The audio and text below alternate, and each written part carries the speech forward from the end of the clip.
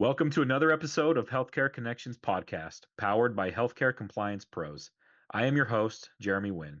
Our purpose for this podcast is to introduce you to key topics and experts in the healthcare industry to ensure you have what you need to successfully manage your practice. Please subscribe and follow us on our social media channels to make sure you don't miss any new episodes.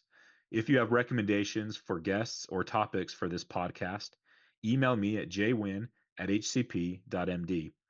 With that, enjoy this episode of the Healthcare Connections podcast. Hello and welcome to another episode of the Healthcare Connections podcast. I am your host, Jeremy Winn, the Director of Sales here at Healthcare Compliance Pros. Today's going to be a fun one. We've got another one of our own here at HCP. I'm excited to bring on Nicole Statley and introduce you to her. She is the Senior Compliance and Risk Consultant here at Healthcare Compliance Pros. Nicole, thank you so much for joining me today. Yeah, thanks for having me on. Absolutely. So why don't you go ahead and give our listeners a little bit more of an introduction, talk about your background and why we were so excited to have you join us here at HCP. Yeah, of course. I've spent most of my adult life, the last 18 years, in some aspect of the healthcare industry, mostly on the more healthcare management side, RCM, medical billing. Started out back in the day when, patient registrations, when you actually had to call a patient to get their insurance information and all of that onboarding of new patients before it became all electronic. That's where I started out. And then spent a long time in the clearinghouse space within healthcare. So managing all of those transactions as things turned a lot more electronic and all claims went, through a clearinghouse. And then I transitioned from that into compliance, which is where I've spent the last about 4 or 5 years and really found a place that I'm passionate about. I'm passionate about compliance. I love helping organizations, weed through the HIPAA rule and all of that and figure out, okay, how do we do this? And how do we do this that is effective and not just like checking off a box? Yep. That's what I've been doing for a long time now. Great. And some of our listeners are likely clients that have worked with you, and I'm sure they have nothing but high praise of the support you've been able to give to them. So, yeah, thanks again for being on. So Yeah. today, as we were talking about topics leading up to this, I loved where your mind went. So we're going to Mm. talk a little bit today about the importance of selecting vendors in that process and why it matters. So let's just start, Nicole. I'll let you jump in, but Yeah. as you wanted to talk about this, what are some of the common pitfalls that you see organizations face as they select vendors? Yeah, I think the tricky part with vendors is, an organization, the reason they're looking for a vendor is because they have some sort of need, right? Or something in their organization that they're like, hey, maybe we can outsource this to a third party so that we don't have to take on the brunt of that work. So, they're trying to find that need to be met. And then second thing, a lot of times is cost, what's within the budget, looking for the cheapest possible cost to get that need met. I would say the common pitfall in that is that compliance risk isn't always a factor. So they're making sure that that vendor is checking the boxes of what things they need, and then it's checking the boxes of cost. But there's no discussion on, okay, but what are they going to do with our data? Where's that data being stored? Who has access to our data? So that's a huge pitfall that isn't, I don't think, being talked about enough. Absolutely. And I think, and you can verify this because you certainly work with our clients on this angle, but one of the common reasons that a healthcare organization is audited oftentimes is because one of their vendors, business associates, etc., has gotten in trouble and been audited, and now it's leaked over to the practice. Yeah. Is that still holding true? Yeah, I'd say so. And I would say even a lot of the HIPAA incidents that we get, sent to us to help mitigate usually involve a third party. It's not always just something that happened within the organization. It's, hey, we use this IT vendor. Hey, we use this medical billing company and they had a problem. So now what do we need to do with it? Or even vice versa, where the physician's office had an issue that now the billing company has to deal with because they were involved in it in some way, because the data, flows back and forth a lot of times so freely, Yep. that yeah, more and more we're seeing, vendors, you just have to be so careful and know, exactly what they do and what they don't do. So talk about that vetting process. What role does that play? Instead of just checking the box on maybe the common concerns that you mentioned already, but you know, talk about that process. How does that help you manage cybersecurity risk when it comes Mhm. to healthcare IT? Yeah, so cybersecurity is, probably one of the biggest ones when you're thinking about a vendor, just because of how much of our data and everything is electronic nowadays.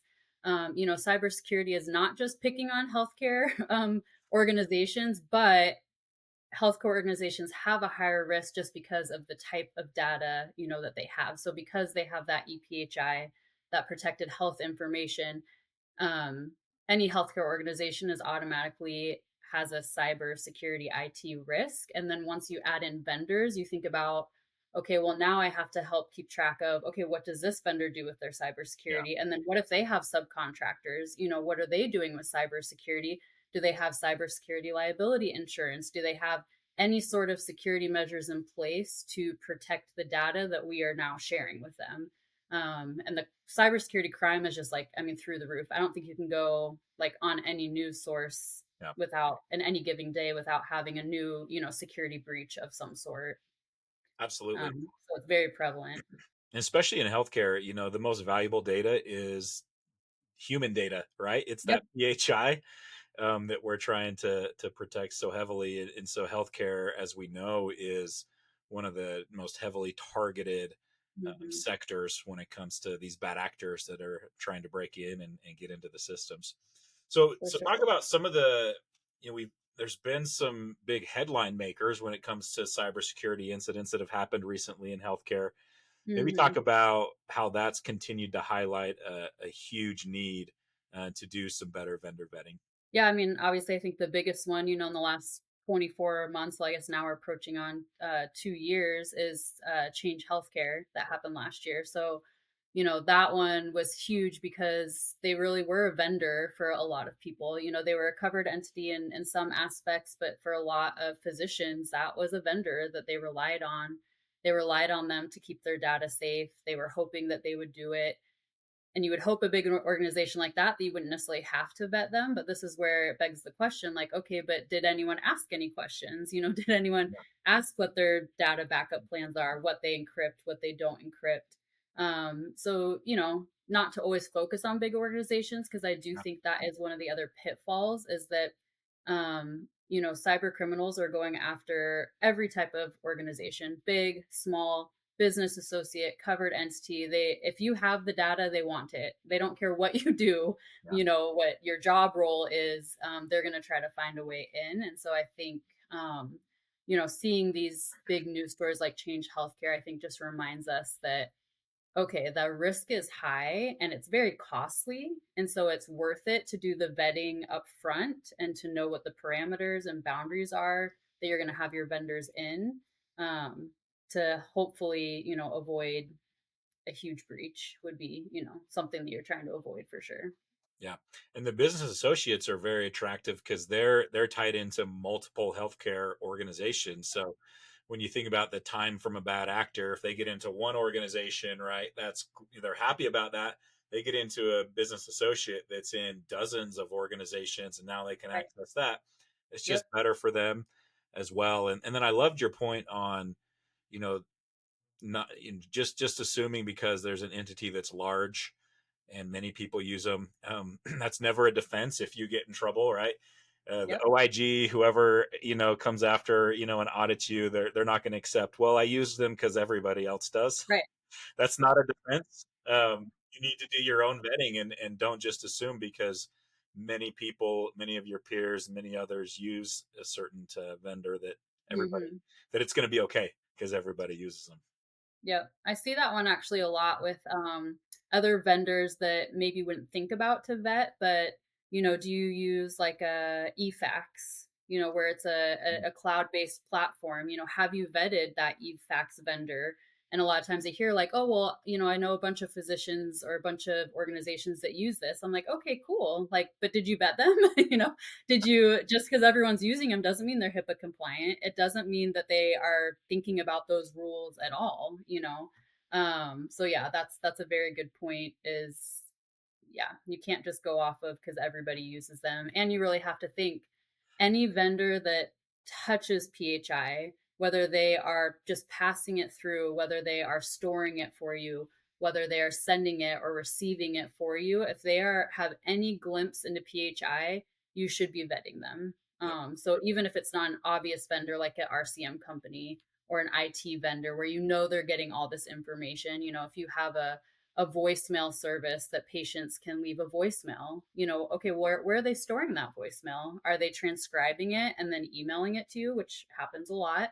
Is that email then encrypted? So there's just a lot of factors, a lot of extra vendors that you probably even need to think about that you aren't. Great. That's great advice. So if I'm if I'm a practice manager and I'm looking into some vendors to help me with various needs, what steps can you take to ensure that, if you are trying to do a thorough vetting process, how Mhm. can you ensure that they're being transparent, Yeah. and also that you can hold them accountable, to do what Yeah. they say they're going to do? Because I'm sure everybody's like, "Yep, we protect your data." Yep. Right. How do you ensure that it's transparent and that you can then hold them accountable if ever needed? Yeah, for me, step one, and even just, if you were to call us or if you're one of our clients and you ask, hey, I'm looking into this vendor, my first question always is, will they sign a BAA? Yep. If they won't sign one, that should be a red flag. Because then that means they either can't because they are doing something, maybe not necessarily something illegal, but they're Right. doing something that they know does not comply with HIPAA. That could be where they store their data. Let's say they store their data overseas or something like that. That is not in line with HIPAA, so they can't sign a BAA. But that would be my first question. Can they sign it? And if they will, okay, that's good. That's step one. They're willing to sign that agreement. But then I would say you need to then evaluate their risk, to your organization.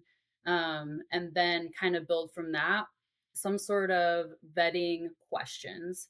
One thing that I like to suggest that people use is like use your own security risk analysis that hopefully you're doing annually. Take those questions that you have to ask yourself, is my organization doing this? And then you should be able to ask those same questions of a vendor and say, hey, are you encrypting your data? Is it backed up? Do they have access controls? Are they making sure that the right people are accessing the data within their organization? Um, and then as far as following up with that is, adding some sort of monitoring or auditing process that is following up with vendors, and maybe it's only on a quarterly annual basis, but where you're asking those questions again of, hey, are these still the right people that should be accessing our platform? Have you had any changes in, employees that maybe we need to update, who has access or what they have access to? So coming up with, based on what kind of vendor they are, what they're doing for you, some sort of auditing and monitoring to follow up with that on an annual basis. I love that. That's great advice, taking some of those questions directly from the SRA. Yeah. Okay. Well, Nicole, I think this has been really helpful, as we Yeah. come up on our time. For those that are listening, that whether they're clients of ours or if somebody just has additional questions, on this business associate and vendor process, what's the best way for them to get a hold of you? You can email. I'm also on LinkedIn. If you want to send me a message through LinkedIn, you can reach out to Jeremy, and they'll find me. We'll do. um, yeah, but I mean, really, any of those avenues would be acceptable. Awesome. Okay, and Yeah, we'll put Nicole's email here on the podcast for those that are watching and can see it. But perfect. Nicole, thank you so much for coming on today. Really good information, really timely as we come up on the end of the year. It's a great time to re-vet your vendors if you've already Yep. got somebody in place. If you don't have a BAA in place, get one in place before the end of the year. That's a great first step. If you Yep. do have one in place, go reach back out to them with those questions from the SRA and just make sure that they're doing those things and or still doing those things if they've already acknowledged that they are. So Appreciate it, Nicole. Wonderful advice today. Thanks for coming on the episode. Yeah, of course. Thank you. All right, take care. You too. Bye. Thank you for tuning in to this episode of the Healthcare Connections podcast. For more information on the topic we covered today, you can reach out to me or to our guest. For any additional information on healthcare compliance pros, feel free to email me at jwin@hcp.md. Don't forget to tune in next week. Thank you.